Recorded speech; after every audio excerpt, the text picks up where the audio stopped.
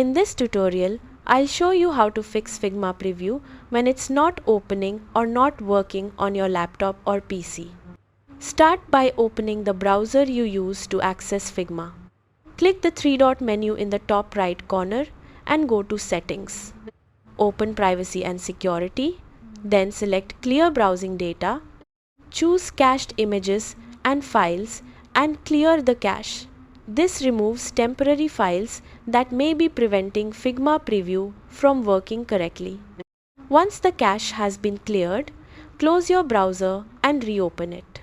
Next, sign back into your Figma account and try opening the preview mode again. If the issue still isn't resolved, restart your computer. Restarting can clear background processes and refresh your system. After your computer restarts, open Figma and test the preview feature. If preview still doesn't open, try using a different browser and make sure your internet connection is stable. And that's it!